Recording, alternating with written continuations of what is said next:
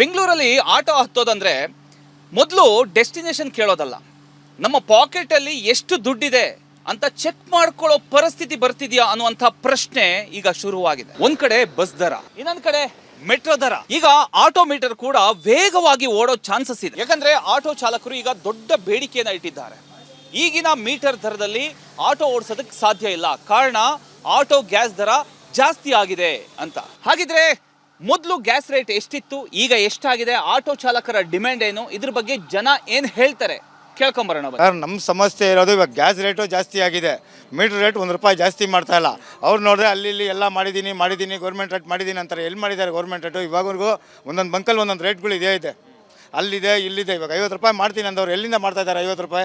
ಯಾವ ಗೌರ್ಮೆಂಟ್ ಮಾಡ್ತಾ ಇದೆ ಹೇಳಿ? ಅವ್ರು ಮುನಿಯಪ್ಪ ಹೇಳ್ತಾರೆ, ಮಾತಿಗೆ ಬಂದಂಗೆ ಹೇಳ್ತಾರೆ ಮಿನಿಸ್ಟ್ರು, ಅಲ್ಲಿ ಮಾಡಿದ್ದೀವಿ ಇಲ್ಲಿ ಮಾಡಿದ್ದೀವಿ ಅಂತ. ಯಾರು ಮಾಡಿದ್ದಾರೆ? ಇವಾಗ ಮೀಟ್ರ್ ನಮ್ಗೆ ₹50 ಆಗಬೇಕು ಸರ್. ಅದಕ್ಕೋಸ್ಕರ ನಾವು ಹೋರಾಟ ಮಾಡೋಕ್ಕೆ ರೆಡಿ ಇದ್ದೀವಿ ಸರ್. ಇವಾಗ ಗ್ಯಾಸ್ ಬಂಕ್ ಅವ್ರು ಲೂಟ್ ಮಾಡ್ತಾವ್ರೆ, ₹100 ₹120 ಮಾಡ್ತಾವ್ರೆ. ಅವ್ರನ್ನ ಯಾರು ಕೇಳ್ತಾ ಇಲ್ಲ. ನಾವು ಮೀಟ್ರ್ ಮೇಲೆ ₹5 ಎಕ್ಸ್ಟ್ರಾ ಕೇಳಿರೋದಕ್ಕೆ ಏನೋ ಕೇಳ್ಬಿಟ್ರು ಅಂತ ಹೋಗಿ ಗ್ಯಾಸ್ ಬಂಕ್ ಅವ್ರನ್ನ ಕೇಳಲಿ. ಎಲ್ಲ ಗ್ಯಾಸ್ ಬಂಕಿಗೆ ಒಂದೇ ರೇಟ್ ಮಾಡಲಿ. ಒಂದು ಗ್ಯಾಸ್ ಬಂಕಲ್ಲಿ ಒಂದೊಂದು ರೇಟ್ ಇದೆ. ಒಂದು ಕಡೆ ಹೋಗಿ ₹120 ಇದೆ, ಒಂದು ಕಡೆ ಹೋಗಿ ₹99 ಇದೆ. ಅವ್ರನ್ನೆಲ್ಲ ಲೂಟ್ ಮಾಡ್ತಾ ಇಲ್ವಾ? ಕೋಟಿಗಟ್ಟಲೆ ಲೂಟ್ ಮಾಡ್ತಾ ಇದ್ದಾರೆ ಅವರೆಲ್ಲ ಗ್ಯಾಸ್ ಬಂಕ್ ಅವರು. ಅವ್ರನ್ನೆಲ್ಲ ಕೇಳೋರು ಯಾರಿಲ್ವಾ? ₹5 ₹10 ಕೇಳಿದ್ಕೆ ಲೂಟ್ ಮಾಡ್ತಾ ಇದೀವಿ ಅಂತಾರಲ್ವಾ? ಹೋಗಿ ಕೇಳಲಿ ಗ್ಯಾಸ್ ಬಂಕ್ ಅವ್ರನ್ನ. ಏನು ಹೇಳಿ? ಗ್ಯಾಸ್ ಬಂಕ್ ಅವ್ರನ್ನ ಹೋಗಿ ಕೇಳಲಿ. ಅಶಿಕ್ಷ ಇದು ಮಾಡ್ತಾರೆ ಅವ್ರನ್ನ. ನಾವೇನು ₹5 ₹10 ಕೇಳಿದ್ಕೆ ಲೂಟ್ ಅಂತವ್ರೆ. ಗ್ಯಾಸ್ ಬಂಕ್ ಅವ್ರು ಲೂಟ್ ಮಾಡ್ತಾವ್ರಲ್ಲ, ₹1000 ₹1,000,000 ಲೂಟ್ ಮಾಡ್ತಾವ್ರೆ. ₹1,000,000 ಲೂಟ್ ಮಾಡ್ತಾವ್ರೆ. ಅವ್ರನ್ನೆಲ್ಲ ಕೇಳಲ್ಲ ನಾವು. ₹5 ಕೇಳಿರೋದಕ್ಕೆ ನಮ್ಮನ್ನ ಕೇಳಿದ್ರೆ ಹೆಂಗೆ ಸರ್ ಹೇಳಿ? ಇನ್ನವರೆಗೂ ನೋಡಿ ಗ್ಯಾಸ್ ಸಮಸ್ಯೆನೇ ಪರಿಹಾರ ಆಗಿಲ್ಲ. ಒಂದೊಂದು ಬಂಕಲ್ಲಿ ಒಂದೊಂದು ರೇಟ್ ಇದೆ. ಗೌರ್ಮೆಂಟ್ ಬಂಕಲ್ಲಿ ಮಾತ್ರ ನ್ಯಾಯವಾಗಿ ರೇಟ್ ಇದೆ. ಪ್ರೈವೇಟ್ ಬಂಕಲ್ಲೆಲ್ಲ ₹110 ₹115 ಓಡ್ತಾನೆ ಇದೆ ಇವಾಗವರೆಗೂ. ಎಲ್ಲಾರ್ ಬಂಡನಲ್ಲಿ ಇಂದು ₹200 ಕೇಳಿದೆ. ಎಲ್ಲಿ ಮಲ್ಲೇಶ್ಪುರಮ್ 18 ಕ್ರಾಸ್ ಅಂತ. ಮಲ್ಲೇಶ್ಪುರಮ್ 18 ಕ್ರಾಸ್ ಹೋಗಿ ಫಸ್ಟು ಪೊಲೀಸ್ ಸ್ಟೇಷನ್ ಹತ್ರ ಹೋಗಿ ಔಷಧ ತಗೊಂಡು ಮೆಡಿಕಲ್ಗೆ, ತಿರ್ಗಾ 18 ಕ್ರಾಸ್ ಹತ್ರ ಹೋಗಿ ದೇವಸ್ಥಾನ ಹತ್ರ ಹೋಗಿ ₹160 ಪೇ ಮಾಡಿದ್ದಾರೆ. ಹೇಳ್ದೆ ಅಂತ ನಾನು ACP ಮಗ ಅಂತದೆ. ಏನು ಮಾಡಬೇಕು ನಾವು ಬಡವರು? ಗ್ಯಾಸ್ ರೇಟ್ ಜಾಸ್ತಿ ಇದೆ ಅಂತ. ಇಲ್ಲಲ್ಲ ನಾವು ಅಷ್ಟೇ ಕೊಡೋದು ಇಲ್ಲಂತ ಕಂಪ್ಲೇಂಟು ಪೊಲೀಸ್ ಸ್ಟೇಷನ್ ಒಳಗಡೆ ಹಾಕ್ತೀನಿ ಗಾಡಿ ಅಂತ. ನಾನು ಹೇಳ್ದೆ, ನಡಿ ಮೇಡಮ್ ಯಾವ ಸ್ಟೇಷನ್ ಹೋಗ್ತೀರಾ ಹೋಗೋಣ ಅಂತ ಕೇಳ್ದೆ ಅಂತ. ಅಲ್ಲಿ ಹೋಗಿ ₹160 ಮಾಡಿ ಹೋಗ್ಬಿಟ್ಟು ಆ ಥರ ಒಂದು ಚಮಕ್ ಕೊಡ್ತಾರೆ. ನಾವು ACP ಮಗ, ನಾವು DSP ಎಂತಿ, ನಾವು DSP ಮಗ, ನಾವು ಕಾಲೇಜು ಹಿಂಗೆ ಹೇಳ್ತಾರೆ. ಗ್ಯಾಸ್ ರೇಟ್ ಜಾಸ್ತಿ ಇದೆ ಅಂತ ನಾವು ಏನು ಮಾಡಬೇಕು? ನಮ್ಗೆ ಅದು ಅವಶ್ಯಕತೆ ಇಲ್ಲ. ಬರ್ತೀಯಾ ಇಷ್ಟಿಗೆ ಮೀಟರ್ ಹಾಕೊಂಡು ಬಾ, ಇಲ್ಲ ಅಂತ ಹೋಗಿ ಬೇರೆ ಗಾಡಿ ಓಲಾ ಊಬರ್ ಇದೆ ನಮಗೆ ಅಂತಾರೆ. ಓಲಾ ಊಬರ್ ಬರೋದಿಲ್ಲ ಅಂತ ನಮಗೆ ಬಂದು ಪೊಲೀಸವ್ರು ಕರ್ಕೊಂಡು ಬನ್ನಿ ಜುಲುಮ್ ಮಾಡ್ತಾರೆ. ಏನೋ ಇವ್ನು ಹೋಗಲ್ಲ, ಇವ್ನು ರೆಫ್ಯೂಸ್ ಮಾಡ್ತಾನೆ, ಈ ಥರ ಎಷ್ಟು ಕೇಳ್ತಾರೆ ಅಷ್ಟು ಕೇಳ್ತಾರೆ ಅಂತ ನಮಗೆ ವಾದ ಮಾಡಿ ನಮಗೆ ಜುಲುಮ್ ಮಾಡಿ ಕಳಿಸ್ತಾರೆ. ಮತ್ತು 3 ಪೇಡು ಕೆಲಸ ಅಂತ ಏನೋ 3 ಪೇಡು ಒಂದು 2 ಕಿಲೋಮೀಟರ್ ಸರೌಂಡಿಂಗ್ನಲ್ಲಿ ಇರೋದು. ಅವ್ರು ಏನು ಮಾಡ್ತಾರೆ, ಇಲ್ಲಿಂದ ನಿಮಾನ್ಸ್ಗೆ 3 ಪೇಡ್ನಲ್ಲಿ ಏನಿದೆ ನಮ್ಮ ಮೀಟರ್ 180 ಬೀಳ್ತದೆ, ಅವನು ಹಾಕ್ತಾನೆ 140. ಅದಕ್ಕೆ ನಾವು ಜುಲುಮ್ ಮಾಡಿ ಪೊಲೀಸವ್ರು ಬಂದು ನಮಗೆ ಜುಲುಮ್ ಮಾಡ್ತಾರಂತ ನಾವು ಕರ್ಕೊಂಡು ಹೋಗಬೇಕು. ನಮಗೆ ಎಂತಿ ಮಕ್ಕಳು ಇಲ್ಲನಾ? ನಾವು ಲಾಸ್ ಮಾಡ್ಕೊಂಡು ಹೋಗ್ಬೇಕಾ ಹೇಳಿ ನೀವೇ? ಬೇರೆ ಯಾರು ಸಿಕ್ಕಲ್ಲ ಪೊಲೀಸವ್ರಿಗೆ. ನಾವೇ ಆಟೋ ಅವರೇ ಕಳ್ಳ ಅಂತಾರೆ. ಬೇರೆಯವರು ಲೂಟಿ ಮಾಡಲ್ಲ, ಏನು ಜುಲುಮ್ ಮಾಡ್ದನ ಕಂಪ್ಲೇಂಟು ಪೊಲೀಸ್ ಸ್ಟೇಷನ್ ನಡಿ ಅಂತಾರೆ. ಏನು ಸರ್ ಇದು? ಈಗ ಒಟ್ಟಿನಲ್ಲಿ ನಿಮ್ಮ ಬೇಡಿಕೆ ಏನು? ನಮ್ಮ ಬೇಡಿಕೆ ಅಂತ ಗ್ಯಾಸ್ ಕಮ್ಮಿ ಮಾಡಬೇಕು. ಮುತ್ತಿಗೆ ಹಾಕೋದೆ ಸರ್. ಮಿನಿಸ್ಟ್ರ್ ಮನೆಗೆ ಮುನಿಯಪ್ಪ ಅವ್ರ ಮನೆಗೆ ಮುತ್ತಿಗೆ ಹಾಕ್ಬೇಕಂತ ನಾವು ಕಾಯ್ತಾನೆ ಇದ್ದೀವಿ. ನಮಗೂ ಇದು ವರ್ಕೌಟ್ ಆಗ್ತಾ ಇಲ್ಲ. ಏನಂದರೆ ಫಸ್ಟು ₹54 ಇತ್ತು ಗ್ಯಾಸು, ಅವಾಗ ಮೀಟ್ರ್ ಜಾಸ್ತಿ ಮಾಡಿದ್ರು, ಪರವಾಗಿಲ್ಲ. ಇವಾಗ ₹100 ಗ್ಯಾಸ್ ಇದೆ, ಏಕ್ದಮಾಗಿ ₹120 ಇದೆ. ಯಾರು ₹1 ನಮಗೆ ರೆಸ್ಪಾನ್ಸ್ ಮಾಡ್ತಾರೆ, ಯಾರು ಒಂದು ಕಿಟ್ ಕೊಟ್ಟಿಲ್ಲ, ಯಾರು ಒಂದು ನಮ್ಮ ಪರಿಹಾರ ಅಂತ ಯಾರು ಬಂದು ಮುಂದೆ ಬರ್ತಾ ಇಲ್ಲ. ಸರ್ಕಾರದವರು ಆಟೋದವ್ರಿಗೆ ಹಿಂಗೆ ಮಾಡ್ಬೇಕಂತ ಯಾರು ಒಂದು ಮುಂದೆ ಬರ್ತಾ ಇಲ್ವಲ್ಲ. ಇವ್ರ ಪಾಡಿಗೆ ಇವ್ರು ಗ್ಯಾಸ್ ರೇಟ್ ಜಾಸ್ತಿ ಮಾಡ್ಕೊತಾರೆ. ನಾವೇನೋ ₹10 ಎಕ್ಸ್ಟ್ರಾ ಕೇಳಿದ್ರೆ ನಮಗೆ ಇದೆಲ್ಲ ಮಾತಾಡ್ತಾರೆ.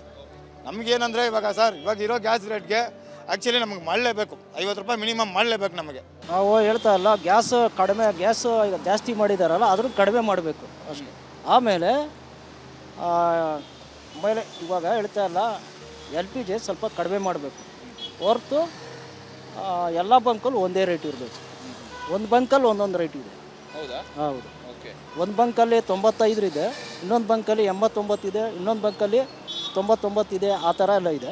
ಆದ್ರೂ ಒಂದೇ ರೇಟ್ ಮಾಡಬೇಕು, ಇನ್ನೂ ಕಡಿಮೆ ಮಾಡಬೇಕು. ಯಾಕೆಂದರೆ ಆಗಲ್ಲ, ನಮಗೆ ಮೇಂಟೈನ್ ಮಾಡೋಕ್ಕಾಗಲ್ಲ. ಇವಾಗ ₹800 ಗ್ಯಾಸ್ ತುಂಬಿಸಿದ್ರೆ ನಾವು ₹800 ದುಡಿತಾ ಇರೋದು. ಆಟೋ ಗ್ಯಾಸ್ ದರ ಜಾಸ್ತಿ ಆದಮೇಲೆ ನಿಮಗೆ ಯಾವ ರೀತಿ ತೊಂದರೆ ಆಗ್ತಾ ಇದೆ, ಎಷ್ಟು ಕಷ್ಟ ಆಗ್ತಾ ಇದೆ ಅಂತ? ಬಿಸ್ನೆಸ್ ನಡೀತಾ ಇಲ್ಲ ರೋಡಲ್ಲಿ. ಟೂ ವೀಲರು ಬೈಕ್ ಇರೋದ್ರಿಂದ ಅದು ಪ್ರಾಬ್ಲಮ್ಗಳು ಜಾಸ್ತಿ ಆಗ್ತಾಯಿದೆ. ಇವಾಗ ಟೂ ವೀಲರೆಲ್ಲ ಸ್ವಲ್ಪ ಸ್ಟಾಪ್ ಮಾಡಿದ್ರೆ ನಮಗೂ ಆಟೋಗಳು ಸ್ವಲ್ಪ ವರ್ಕೌಟ್ ಆಗುತ್ತೆ. ಇವಾಗ 100 ರೂಪಾಯಿ ಗ್ಯಾಸ್ ಆಗಿದೆ, ಅದರಲ್ಲೂ ಸ್ವಲ್ಪ ಕಮ್ಮಿ ಮಾಡಿದ್ರೆ ಇನ್ನೊಂದು ಸ್ವಲ್ಪ ಸಮಸ್ಯೆಗಳು ನಮಗೂ ಇದಾಗುತ್ತೆ. ಅಂದರೆ ಮಕ್ಕಳು ಫೀಸ್ ಕಟ್ಟಿ ರೇಷನ್ ತಂದು ಹಾಕೊಂಡು ಜೀವನ ಮಾಡೋದೇ ಕಷ್ಟ ಆಗ್ತದೆ ನಮಗೆ. ಇವಾಗ ಆಟೋನೇ ಮಾಡ್ಕೊಂಡು ನಾವು ಇದನ್ನೇ ನೆಮ್ಕ ಜೀವನ ಮಾಡ್ತಾ ಇರೋದು.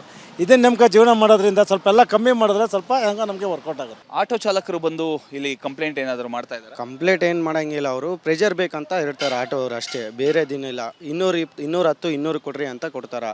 ನಮ್ಮದೇನು ಕೊಡ್ತೀರಿ ನಾವು, ಒಂದೊಂದು ಸಲ ನಮ್ಮ ಲೋಡ್ದು ಪ್ರಾಬ್ಲಮ್ ಇರ್ತದೆ, ಲೋಡ್ ಇದ್ದರೆ ಸೇಲ್ ಸ್ಟಾಪ್ ಇರ್ತದೆ ನಮ್ಮದು ಅಷ್ಟೇ, ಬೇರೆದೇನಿಲ್ಲ. ಗ್ಯಾಸ್ ದರ ಜಾಸ್ತಿ ಆದಮೇಲೆ ಆಟೋಗಳ ಸಂಖ್ಯೆ ಕಡಿಮೆ ಆಗಿದೆಯಾ ಅಥವಾ ಯೂಸೇಜಲ್ಲಿ ಏನಾದರೂ ಚೇಂಜಸ್ ಆಗಿದೆಯಾ, ಹೇಗೆ ಸರ್? ಆಟೋಗಳು ಏನೋ ಜಾಸ್ತಿ ಆಗಿದೆ ಸರ್. LPG ಸ್ವಲ್ಪ ತೊಂದರೆ ಆಗ್ಯದಲ್ಲ, CNGದು ಆಟೋ ಜಾಸ್ತಿ ಆಗಿದೆ. ಈಗ ಎಲ್ಲರೂ ಬಾಡಿಗೆ ತೊಗೊಂಡು LPG ಬಿಟ್ಟಾರ, ಬಾಡಿಗೆ ತೊಗೊಂಡು CNG ಆಟೋ ಓಡಿಸ್ತಾ ಇದ್ದಾರೆ ಅಷ್ಟೇ. ಬಸ್ ದರ ಏರಿಕೆ ಆಯಿತು, ಮೆಟ್ರೋ ದರ ಏರಿಕೆ ಆಯಿತು, ಈಗ ಆಟೋ ಸರ್ದಿ, ಆಟೋ ದರ ಏರಿಕೆ ಆಗ್ತಾ ಇದೆ. ಇದು ನಿಮಗೆ ಎಷ್ಟು ತೊಂದರೆ ಆಗ್ತಾ ಇದೆ ಸರ್? ತುಂಬ ತೊಂದರೆ ಆಗ್ತಿದೆ ಸರ್. ಆ್ಯಕ್ಚುಲಿ ಹೇಳ್ಬೇಕಂದ್ರೆ ನಾವು ಡೈಲಿ ಆಟೋದನ್ನೇ ಯೂಸ್ ಮಾಡೋದು. ಸೊ ನಾರ್ಮಲ್ ಒಂದು 6 ಮಂತ್ಸ್ ಬ್ಯಾಕಿಂದ ತುಂಬ ಕಮ್ಮಿ ಇತ್ತು ಪ್ರೈಸು. ಸೊ ಇವಾಗ ತುಂಬ ಹೈ ಆಗಿದೆ. ಲೈಕ್ ಈಗ ನಾನು ಜಸ್ಟ್ ಎಕ್ಸಾಂಪಲ್, ನಾನು ಯಶವಂತಪುರದಿಂದ ಇಲ್ಲಿಗೆ ಬಂದೆ for taken 320 rupees. In last time I came only 135 rupees. So ಇದರಿಂದ ತುಂಬ ಎಲ್ಲರಿಗೂ ಯಂಗ್ಸ್ಟರ್ಸ್ಗೆ ಮೇ ಬಿ ಪ್ರಾಬ್ಲಮ್ ಆಗ್ತಿದೆ. ಖಂಡಿತ ಬರ್ಡನ್ ಆಗ್ತಾ ಇದೆ. ಎಲ್ಲ ಟ್ರಾನ್ಸ್ಪೋರ್ಟಲ್ಲೂ ಇಶ್ಯೂ ಆಗ್ತಾ ಇದೆ. ಬಟ್ ಪಬ್ಲಿಕ್ ಟ್ರಾನ್ಸ್ಪೋರ್ಟ್ನ ಆಕ್ಸೆಸಿಬಲ್ ಇಡಬೇಕು ಅವರು.